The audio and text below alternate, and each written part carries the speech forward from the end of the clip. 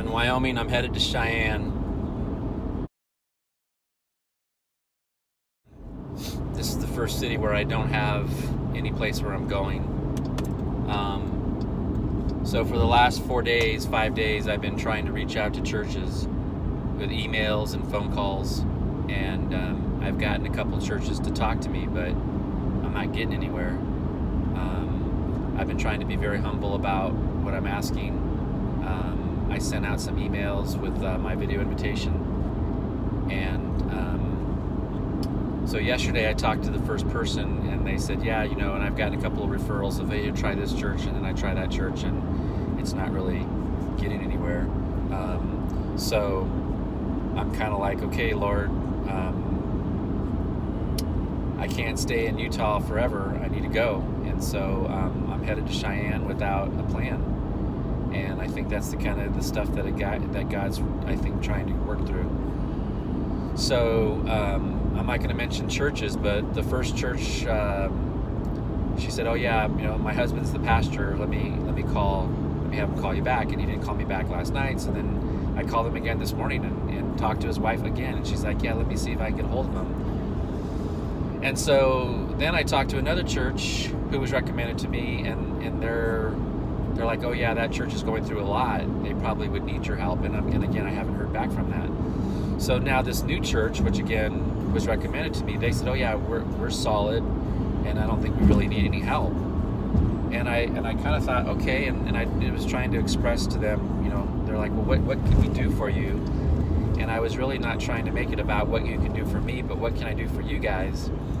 And I think that's the problem, is I think that, with a lot of churches, maybe there's just no margin in their, okay, we're going to help people, but who's to say that maybe you need help and your church needs help? And again, I'm not saying I'm the one that's going to do all this, but what if your church is like, we don't need any help, we have everything that we need? I don't know if that's really the heart that God would want with all of our churches. I think every church has a way that they could improve or do, and so I don't know. I think just talking about it this way is brand new. I'm not trying to say so much that we don't need a church, but I don't know if we need churches that don't need any help. I hate to say it that way, but maybe that's what I'm supposed to say, is that a church that doesn't need any help, we're solid, we don't need any help. I don't know if that's the heart of a church body that I think God would want us to have. God's promises to me are specific, and only God knows if these promises are going to come true, and I believe that they will. And I don't know if my perception of what his promises to me are true or not, if I'm perceiving it, but I don't even know if I can even perceive what he has. And to me, that's the motivation.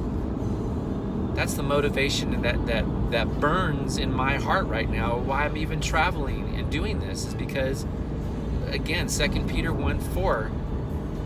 I want to participate in this. This is important to me, and I think God's trying to show me how unimportant it is to a lot of people. So as I go into this town with no appointment whatsoever, I'm just going to have to wait. And maybe I just spend the night and go on to Denver. I don't know. But Cheyenne, Wyoming, here I come.